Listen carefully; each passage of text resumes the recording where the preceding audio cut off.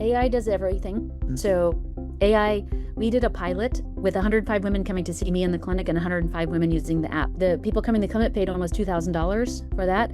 People using the app paid $15, and the app beat me by 6%. We had increased outcomes by 150 to 260% in 4 months in the app. What barriers proud of sort of tearing down for helping women? Teaching women how to be the hero of their own health journey.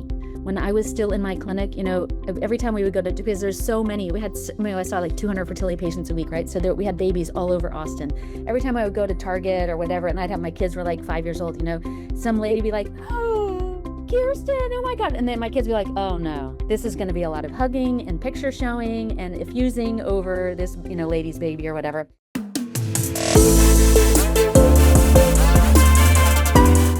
Well, good afternoon, Kirsten. It's such a pleasure to finally meet you. How are you today? I'm great. I'm so great. My youngest is going off to college soon, so we just went and looked at some dorms today. So Oh my it's like goodness. sad but exciting at the same time, and see Your your children. youngest? Yeah, my youngest. Oh gosh, so you're going to be an empty nester after this. Yeah, she actually already went off to school once and then got toxic mold poisoning and had to come home for a year, and so now she's re-entering. So that makes it extra sweet. Oh, wow. Well, tell me, what part of the country are you calling in from? Where are you located? I'm in Austin, Texas. We'll dive right in because I know you've had a long career, first as sort of a practitioner, right? Caring for Mhm. women and women's health. So maybe can we start there? Tell us a little bit about that backstory and what you were doing. Sure. So, gosh, 25 years ago, I was one of the first board certified reproductive acupuncturists in North America and ended up treating about 10,000 infertile patients. During that time, we had 3 clinics in 3 cities, and a study came out in 2016 that said only 3% of couples could afford fertility treatment. And that was a sucker punch to the face for me, because always I felt that sort of what I did was a little bit elitist, and I was like, so many people need what we do and very few can afford it. And even if we reduced our prices by 50%, right, it's still cost prohibitive for the majority of people, once or twice a week acupuncture. And so I decided to dedicate the rest of my life to taking what I learned in those 25 years and translating it into an operating system for women's health, starting with fertility, to prove that we can use technology to actually understand data. I think that's the biggest problem in healthcare right now, like digital healthcare, is that we're obsessed with data, and there's no data that shows that tracking does anything. There's not a single study that shows that tracking improves outcomes. What we do is we're able to take all that, intelligence from the last 25 years. We can ingest, 2 or more hundred discrete data points from environment factors, cycle characteristics, hormone labs, all of those things, and understand it as a system, and then address that system to repair it. And we're going to dive into that system in just a moment, but I want to dive deeper into exactly sort of more of the problem.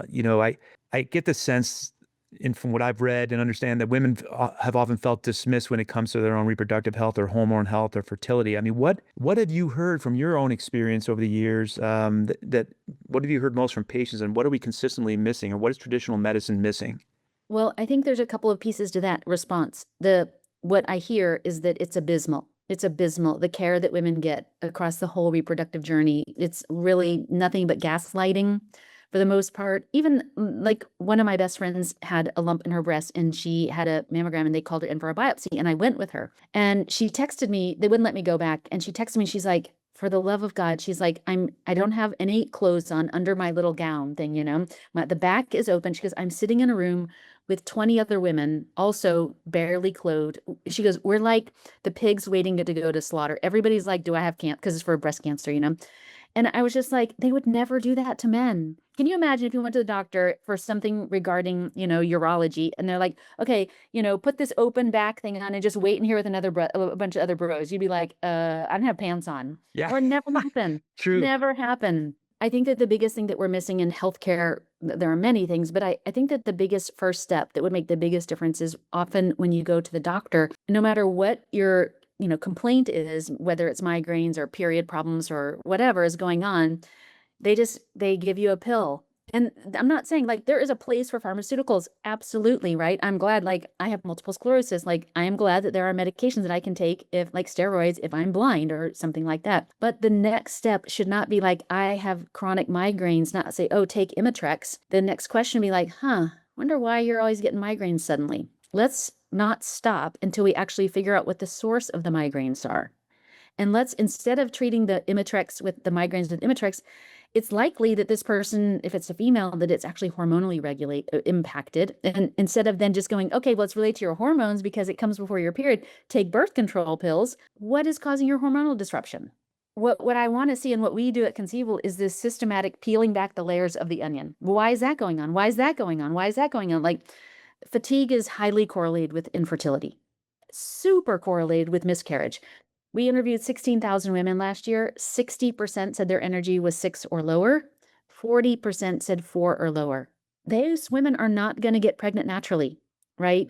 But the worst thing is they're not likely to get pregnant from IUI or IVF either because they're so under-resourced. And that's the level of care that I want to I'm going to spend the rest of my life building an operating system that wherever you are from age 9 to 90, that's the kind of care that you get with AI, and it's practically free. Let's have you, I know you've given us sort of an intro to what Conceivable is, but let's say for someone who's just hearing about Conceivable now for the first time, how do you explain what you're actually building in simple terms? It's not simple, but I'm going to try and make it simple. What Conceivable is an AI version of me and an AI virtual care team. So if, like any other tracker, like we've invested $10 billion in wearables, trackers, Whoop just got $1 billion valuation. Flow period tracker just got $1 billion valuation. They don't do anything. So what Conceivable is doing, you go through an intake that we took from 800 potential questions down to about 20. Then after that, we give you a Conceivable score. That can be a health score also. It really is like, how optimally healthy are you? But it is we patented this to predict the likelihood of natural conception. Once we see your score, then Kai comes in and she explains what's going on. She's like, hey, here's why I think you're not getting pregnant. I know you said you have unexplained infertility. Your energy is a 2 out of 10.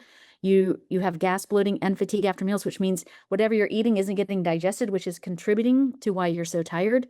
Because you're so tired, your temperatures are really low after ovulation, and that's affecting your ability to influence the corpus luteum to make progesterone. And then so on and so on and so on. And then the virtual care team comes in and says, okay, she's got 1 day of bleeding. The chef is like, all right, I'm going to make her menus that are super iron, like blood building, iron rich, B12 rich, etc. She gets the supplement formulated. If looks at the same data and is like, not what supplements are good for fertility, what supplements are good for this person's presentation that is affecting her fertility, and so on. And then we give her a therapist too to help cope with the stress and grief and anxiety associated with the whole journey. And then what happens is she's learning. So she's made a hypothesis, Kai. She's made a hypothesis about what she thinks the underlying issues are. And she's made a plan, and the care team is executing. And then the user is interacting with Kai and the team, hopefully daily. And then it's a closed loop system. So on cycle day 6, after she finishes her period, what happens is Kai and the team go back and they analyze everything. They start with their hypothesis. What did I think was the problem? Then it looks at what the recommendations are. Then it looks at what the user did or didn't do. Mm-hmm. And then decides, okay, was this a problem with my hypothesis or what the user did or a combination? And if it's with what the user, like maybe the girl doesn't have much cervical discharge. And so then, but the Kai figures out, well, she doesn't drink water. So before we recommend like supplements or anything, let's just see what happens to the cervical discharge with adequate hydration. And she teaches her, like, look, it's not only for your cervical discharge, your eggs and your blood cannot be optimal without hydration. It's really important for your fertility. I need to help understand, are you not drinking water now because you know why? Is it because you're forgetting or you're just not thirsty? Forgetting means it's a behavioral problem. Not thirsty is a clinical indicator. So that's sort of like what you get. Okay, you mentioned earlier that today only like 3% or so or whatever of couples that are infertile actually go to a fertility specialist. So, and I know it seems like one of your goals is to democratize access, so so that everyone could benefit and improve their fertility. So, is this personalized approach meant to be something that women can do on their own, sort of without the care of a fertility specialist, or was that the idea? Or I guess at some point, they're going to want to work with a specialist. Like how do you see this working together? So just to clarify, 3% of couples can afford fertility treatment. They might go and have a consultation, but then when they see the sticker, they're like, we'd have to mortgage our house Mm. for that. Okay. Conceivable isn't meant to replace any doctors or anyone, therapists, coaches, anything. Conceivable is first meant to be as the first line of defense for all people with periods, right? And so what hopefully is we're able to get 75 or 80% of the way with diet, lifestyle, and behavior, very curated diet, lifestyle, and behavioral interventions.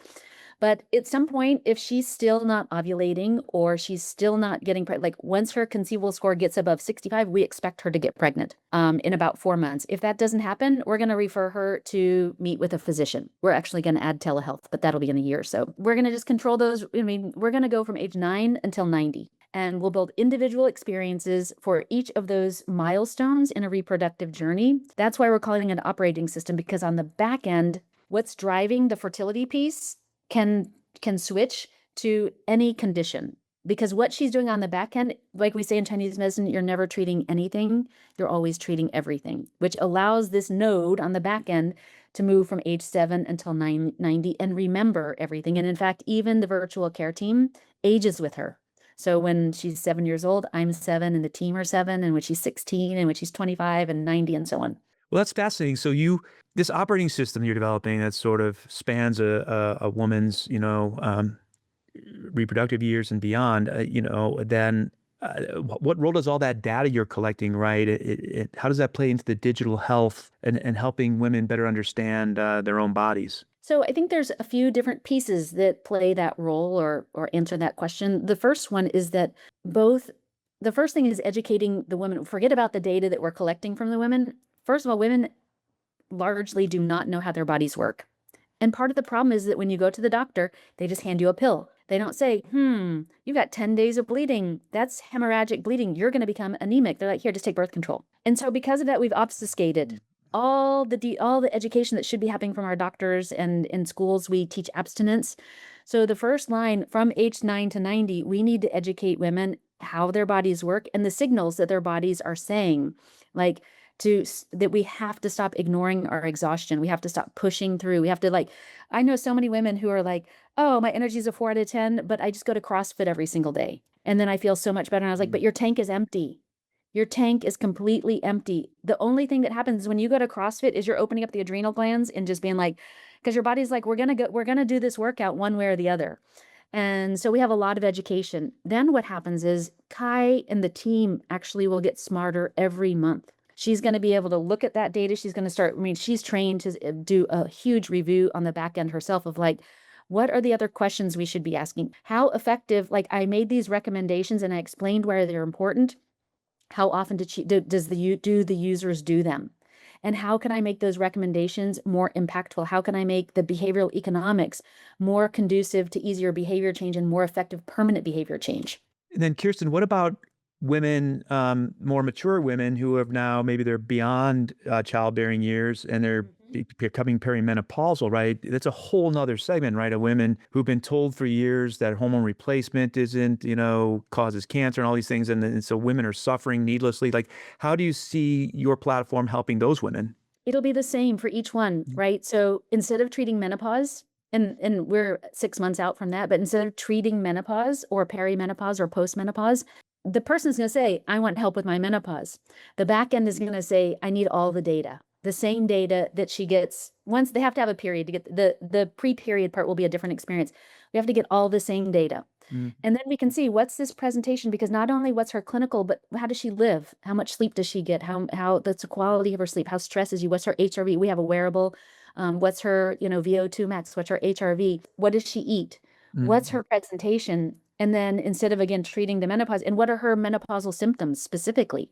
Because everybody's presentation is unique. And then she gets personalized supplements, she gets personalized behavior, all of that stuff. And how, with a patient-facing application like this, just curious, how are women uploading their data? So because let's say they may have done a Dutch hormone test, or they've done maybe they've got some other types of diagnostic testing that they want to upload to the platform, right? I assume that you need to ingest that kind of data. How does that work today? Or take a picture. That's it. Take a picture of it? Okay. Kai, not in this version. We're launching and we're just internally testing right now. We'll be beta testing next week. So we're right there. But in V3, we're in V1 coming out. In V3, it will even analyze your tongue for you. So Wow. by just taking a picture, we're doing a lot of vision work. So because an acupuncturist likes to look at tongues, right? It gives us people are saying like, well, it's AI, and what if the AI makes mistakes? But we are because we're doing pattern matching. There's never an intervention that's being recommended. There's never a supplement that's being recommended because of one symptom. It's based on several, because the woman might say, my energy's good. It's like a 7 out of 10. And then her HRV is 10. And then Mm. Kai's going to be like, I don't know, that's not adding up. Like you sleep 4 hours, you've got 1 day of period blood, your HRV is 10. Those things aren't matching up. Mm. Let's just really and then she'll start asking better questions like, well, so if it was Sunday and your car was broken, you couldn't leave and you didn't have any friends around, literally all you can do is lay around your house and your computer's broken too. Would you fall asleep in the afternoon if you're watching TV? Yes.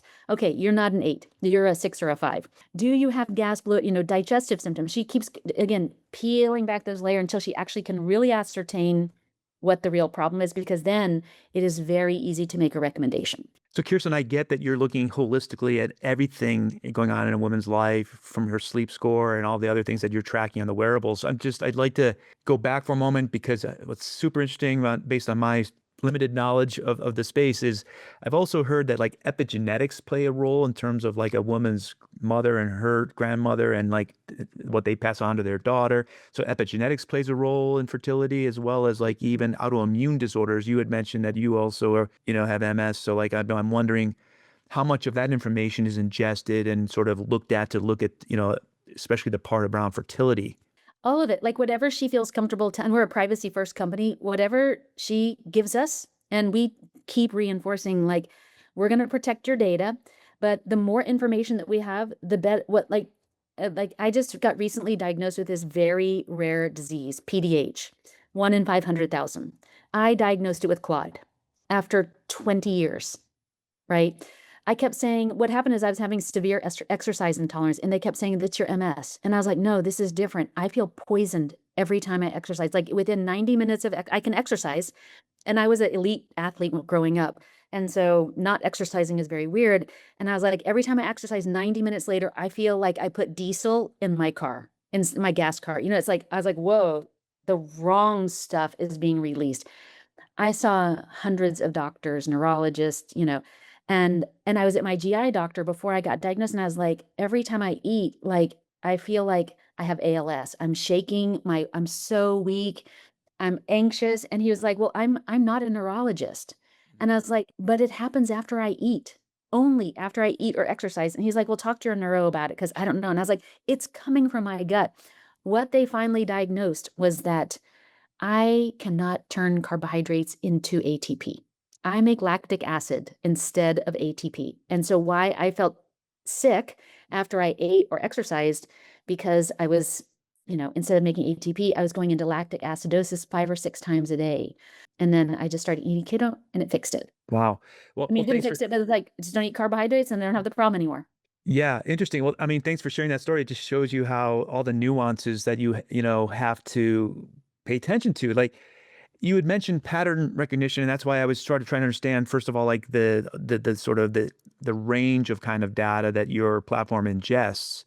Now tell me a little bit about how, a little bit, in plain language, how the technology works and how you're using AI to kind of do that pattern matching.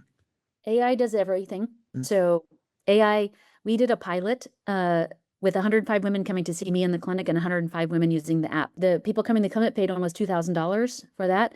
People using the app paid $15, and the app beat me by 6%. It was, and Wow. we had increased outcomes by 150 to 260% in 4 months, no, in the app.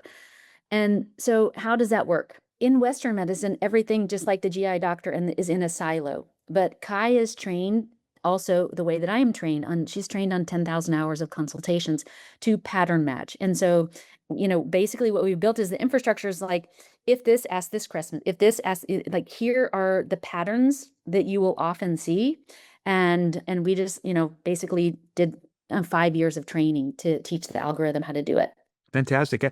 I know you said that this technology can make, it's one of your missions is to help make fertility care more affordable and accessible. So, what barriers are you most proud of sort of tearing down, and for helping women? first of all, I think the most important thing that we're doing is teaching women how to be the hero of their own health journey. When I was still in my clinic, every time we would go to, because there's so many, we had, I saw like 200 fertility patients a week, right? So there, we had babies all over Austin. Every time I would go to Target or whatever, and I'd have my kids were like 5 years old, some lady be like, oh, Kirsten, oh my God. And then my kids be like, oh no, this is going to be a lot of hugging and picture showing and effusing over this, lady's baby or whatever. And so I forgot why I was telling you that. Tell me your question again. Just around like, Oh, the y- proudest thing. yeah, Yeah. the barriers you're trying to break down with using technology. When they would say that, they'd always say, to my kids or to their partner, like, Kirsten knocked me up. Kirsten got me pregnant. And I never liked that. I mean, I'm cheeky and mischievous, so I like that part of it. But I was like, I don't want to be I want them to have done the work, the transformation themselves. And that's why I love this model of like the AI coaching, because and we reinforce, just like I had my kids with a midwife, and every time I had a contraction and I was like, oh my God, it hurts, because natural childbirth sucks. And I was like, oh God, it hurts so bad. And she's like, oh my gosh, look how powerful you are. Look what your body can do. She would reframe it every single time. And so we borrowed that from Lori, my midwife. So every time she's like, this is so hard. This is taking too long. This is whatever. Like, you are so tough. You're such a badass. Look at the progress that you've made. Look at what you're becoming, so that we're actually indirectly influencing and training her to become this person of like, I did this. I changed it all. All I had to do was learn. I needed help. I did all the work. So that, because what I'm really interested in is a generational impact, so that she has enough impact. I think if you go to acupuncture, you say, I got pregnant from acupuncture. Here, what I want them to be is like, then they're pregnant and they're like, they're never feeding their kid a Cheeto again, right? They see, when they remove those things, what happened to their period, to their hormones, to their energy, to their digestion, to their emotional state. I want to see those kinds of changes happening, that the moms are changing. And then we're building, pregnancy and postpartum. So in pregnancy, we'll be teaching them parenting skills as well. So Like, Kirsten, how do we looking at help them to be successful? yeah, Oh, I sorry. think so. This question probably builds on your previous answer, but if you look ahead, I don't want to say, let's just say, if you look ahead a couple of years, how do you hope women will experience fertility and hormonal health differently than they do today? I'm glad you asked that question. So Chinese medicine has all these statements of fact, but I think they're very prudent. One is, the good doctor treats the patient. We have a version of this in Western medicine. It's a little bit different in Chinese medicine. The good doctor treats the patient. The great doctor will treat society, yet the master will make herself obsolete. My goal is that so we're going to go back and create an experience for girls age 7 until first period. I have a TikTok that's got about 250,000 followers, all girls who have not had their first period. If I go live, there's no less than 5,000 girls asking every period question that you can possibly imagine. But what I realize is that they're extremely nervous about their first period.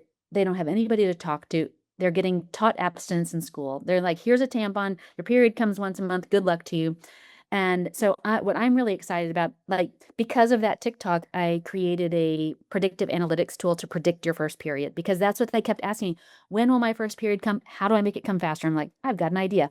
I'll build a tool to predict your first period. And then I said, look, your period is a reflection of how you care for your body.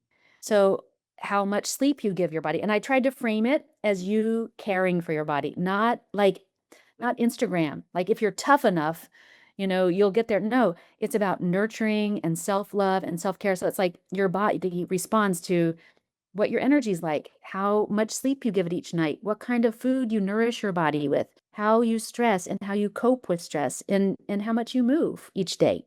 And those things really influence how soon your period will come. And then once it comes, how easy or hard it is. And then during that period, however, and that'll be a free app, when they start, we're going to deluge them. In fact, we're going to get celebrities to actually create all these period positivity and body positivity messages, so that we're going to deluge them with so much positivity, so that and we're going to send them a pack to get their first period. So we'll have all the tools, because that's another source of anxiety, so that when they start that first period, they're ready. They're ready mentally, emotionally, spiritually, physically, and they have the right tools for it.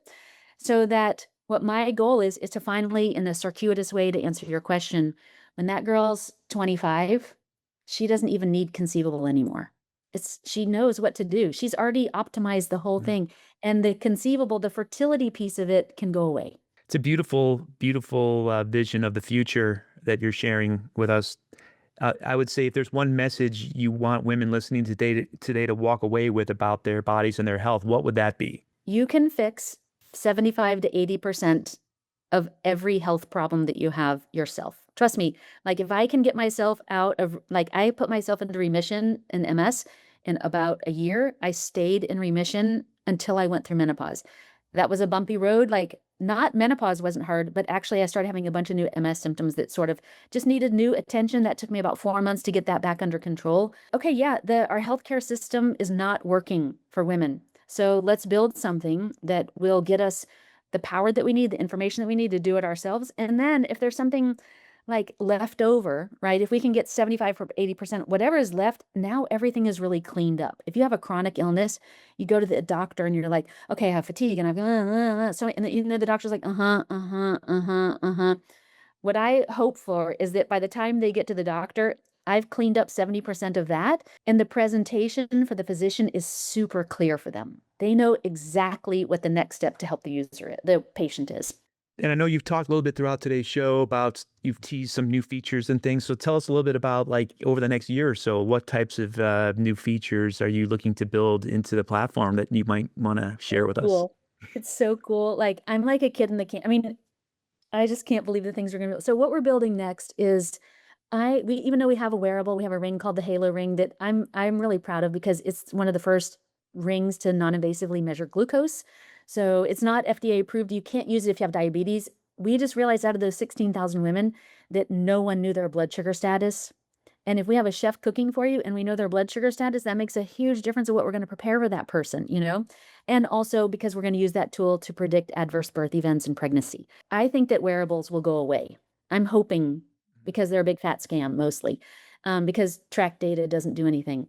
But what we're building is some face scan technology. So in the morning, the woman should take her temperature. She can either take it with a wearable, she can take it with her just a regular thermometer. But what she'll be able to do probably in 6 months is she'll just open up her phone when she wakes up and click Kai. There'll be a widget, so you don't have to open the app. And there's going to be some questions. Tell me about your sleep. How was your energy yesterday? And what's bothering you? And just talk about that. They talk about that for 1 minute. And then the scan, while they're talking, is like we can get body composition, VO2 max, blood pressure, because I need blood pressure to predict adverse birth events. We can't get blood sugar. That's the only thing. Mm-hmm. So we can get almost everything that's in a ring, but more accurately, plus really accurate blood pressure and body composition, which is useful for us. And then sentiment analysis so that, like what we talked about, how stressed you. I'm not very stressed. Well, we can use sentiment analysis as another layer saying, but when Kai was listening to your voice when you were talking about yesterday, she heard some things that make me think that you're more stressed than you're kind of connecting to. Let's talk about that. I'm really excited about that because I like to use it. I use like the test version of it all the time. So that's probably the most important one. And there's a huge component to the pregnancy app that we're working on that will be this tool to predict adverse birth events, which I think is probably one of the most valuable tools. Adverse birth event typically costs an insurance company almost $1 million. And there are clear indicators. So what we want to be able to validate is like we can predict the adverse birth event, just like we can predict the likelihood of conception, but then we can provide the intervention to make it not happen. And you also mentioned you are adding telehealth sessions in the next year. Yeah. Actually, we're going to add telehealth and pharmaceuticals. Not a Got it. lot, but there are like, again, it's not like you can't fix everything with diet, lifestyle, and things Right. that are genetic influence, but you can fix a lot. But we want to make it so it's so easy to be healthy. And because the care team is aggregating everything she tells her. So if she starts using the app at 7 years old and at 25, she decides she wants to get pregnant, I'll be dead by then, right? So I'm obsolete, right? Kai is gonna be 90 years old, right? I'm almost 60. But then the girl who started at 7, she says, okay, Kai, listen, I just got married and I think I want to get pregnant this year. What should I be doing to optimize? Kai is going to go back and say, okay, listen, you got your period when you were 11, and that is the ideal time for fertility. In 3 months, we got your cycle regulated, and then we were like smooth sailing, but then you had that car accident at 18. And after that, your period really changed, and we didn't fix that. You got Mm. cramping and a lot of clotting and a little bit scanty bleeding. So let's give ourselves a couple of months to work on that and get things fixed up, and then you'll be ready to go. That's the kind of care I want, where the doctor knows me from 7 years old, right? And can put every single piece of data together to help me. Well, I mean, that was the whole point of having a medical history, right? And having longevity with a family physician, right? A primary Yes. care physician. But I think today, with all this data now and technology, it should make their jobs easier, right? But they're Yeah. doing worse. Yeah. Wait. Unfortunately, I mean, and it's not the doctor's fault. I mean, I think it's the system. They're disincentivized. They are not making any money. They have to see, like, in order to keep their license, they have to accept their malpractice insurance is $300,000 a year. Yeah. I have met so many OB-GYNs who told me I went and did acupuncture training, like the longer one, not just like a weekend training, like the 2-year program for physicians, reproductive acupuncture. And they're like, I wish I could just do reproductive acupuncture. It's so much better. Like, I really feel like I help people when I can use what I learned in acupuncture school versus, here's birth control pills and let's do your pap smear. It's like not that fulfilling. And so, in order to help that's what I want to do is I want to help the physicians to have very easy access to, like, also at some point to have a portal in which patient can consent to share with her physician whatever she wants or cares to share with them so that the physician can also be part of her care team. Well, Kirsten, I love the story. I'm fascinated listening to you talk about this and advocating for women and all the great tools you're building, and just keep building. I thank you for sharing all the great work you're doing, the vision for the future, and yeah, I wish you the best of luck. This has been very insightful. Thank you.